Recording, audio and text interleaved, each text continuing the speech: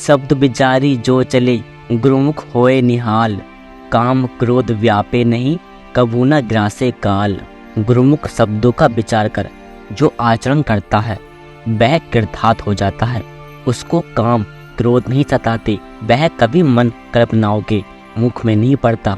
कबीर कहते हैं सतगुरु हमेशा हमें भजन सिमरन करने की प्रेरणा देते रहते हैं।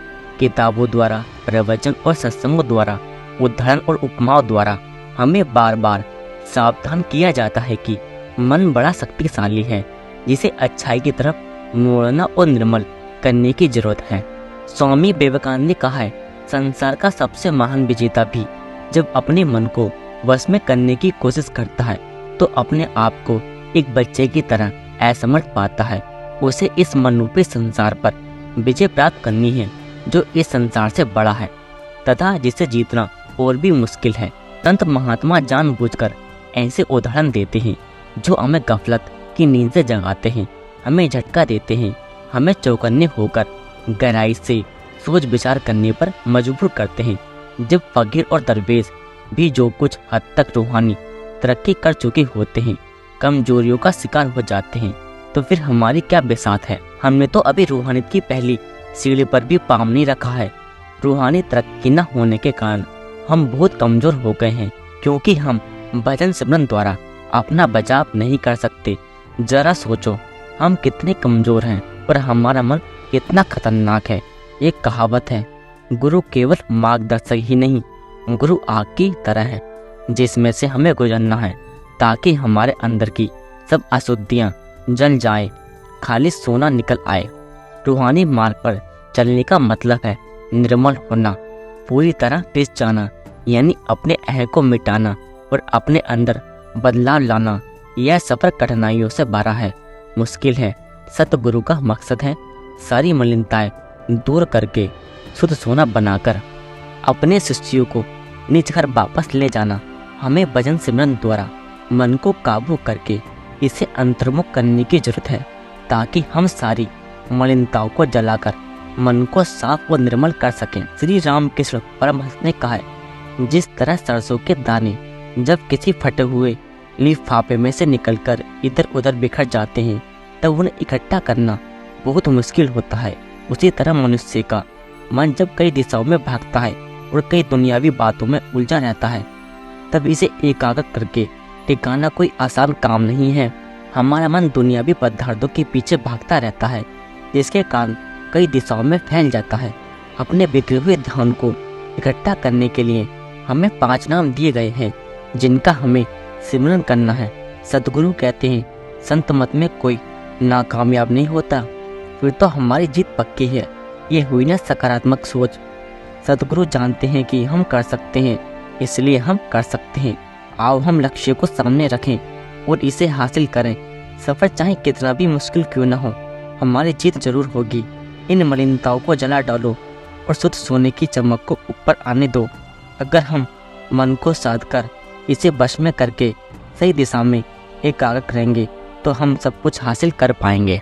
कबीर ने कहा है, तुम्हारा मौत से डरना असल में अपने आप से डरना है। सोचो कि वह क्या चीज़ है जिससे तुम भाग रहे हो। हम मौत से इसलिए डरते हैं क्योंकि हम उसके बारे में कुछ नहीं जानते। हम किसी के अंतिम संस्कार में जाते हैं और वहाँ लोगों को शोक मनाते हुए देखते हैं। दिवंगत व्यक्ति के लिए शोक मनाने की इस रीति द्वारा असल में हम अपने सदमे को सहने की कोशिश करते हैं। हमारी उस परम सत्य को जानने की हमेशा गहरी इच्छा रही है, लेकिन उस परम सत्य को जानने का डर भी हमेशा जिंदगी में बना रहता है। हमारी हर सांस हमें मौत के नज़दीक ले जा रही है। हर सप्ताह, हर महीना, हर साल जो गुजर रहा है हमें याद दिलाता है कि मौत हमारा दरवाज़ा खटखटा रही है। हम बड़ी खुशी खुशी जन्मदिन मनाते हैं, लेकिन हर जन्मदिन हमें मौत के नज़दीक ले जा रहा है। इसलिए असल में हमें अपनी मौत का जश्न मनाना चाहिए। हम ऐसी ज़िंदगी पर भरोसा रखकर बैठे हैं जो सांस लेने और छोड़ने जैसी अनिश्चित चीज़ के सहारे टिकी हुई है। जब हमारी कोई भी सांस आखिरी सांस हो सकती है। जब हम सो रहे होते हैं तो हमें यह डर नहीं होता कि हम बेहोश हो जाएंगे। हम नींद को आराम पाने का जरिया मानते हैं। हमें नींद अच्छी लगती है क्योंकि इसमें हमें शांति और सुकून मिलता है। और हम जानते हैं कि सोते वक्त हम ऐसी अवस्था में पहुंच जाते हैं जहां हम निश्चित हो जाते हैं। मौत के बारे में भी हमें इसी तरह सोचना चाहिए। अगर हम जीते जी मौत का अनुभव कर सकते हैं या इसे जान पाते तो यकीनन हमारा डर दूर हो जाता। इस भेद से पर्दा हटाया जा सकता है। यह अनजानी चीज जानी पहचानी हो सकती है, इसलिए डरने की जरूरत ही नहीं है। जब हम मौत की बात करते हैं तो हम में से कई तो ऐसी हरकतें करने लगते हैं जैसे बच्चे अंधेरे में करते हैं। जैसे डर को दूर करने के लिए बच्चे बत्ती जला लेते हैं, वैसे ही मौत के डर को दूर करने के लिए हम आंतरिक प्रकाश का सहारा ले सकते हैं। जैसा कि बाइबल में कहा गया, अगर तुम एक आग वाले बन जाओ तो तुम्हारा सारा शरीर प्रकाश से भर जाएगा। जब तीसरे तिल पर लगातार सेवन करते हुए हम पूरी तरह एकाग्र हो जाते हैं, तब हम एक अंक वाले बन सकते हैं। हमारे अंदर की रूहानी आँख अंदर देख सकती है और हमारा सारा वजूद आंतरिक प्रकाश से भर जाता है। यह प्रकाश हमें आंतरिक ज्ञान देता है, यानी तुम्हारा सारा शरीर प्रकाश से भर जाएगा। उस प्रकाश, उस आंतरिक ज्ञान से हमारे सारे डर दूर हो जाते हैं और हमारे अंदर दृढ़ विश्वास पैदा हो जाता है। एक जापानी सिपाही और उसकी पत्नी के बारे में एक किस्सा है। वे एक छोटी सी नाव पर किसी टापू की तरफ जा रहे थे। अचानक जोर का तूफान आया और उनकी नाव डूबने लगी। उन्हें खतरा था कि नाव उलट जाएगी और वे डूब जाएंगे। पत्नी बहुत घबरा गई, वह कांपने लगी। वो रोते रोते पति के आगे गिड़गिड़ाने लगी कि वह उन्हें बचा ले, लेकिन पति बस चुपचाप बैठा रहा। घबराकर उसने पति को पुकारा, क्या तुम हमें ऐसे ही डूबने दोगे? तुम कुछ करोगे नहीं? सिपाही ने चुपचाप म्यान में से तलवार निकाली और उसे अपनी पत्नी की गर्दन पर इस तरह रखा जैसे कि अभी उसका गला काट देगा। यह देखकर वह हंसने लगी। सिपाही ने पत्नी से पूछा, तुम हंस क्यों रही हो? तलवार की धार बड़ी पैनी है, एक ही बार से तुम्हारा गला चीर डालेगी।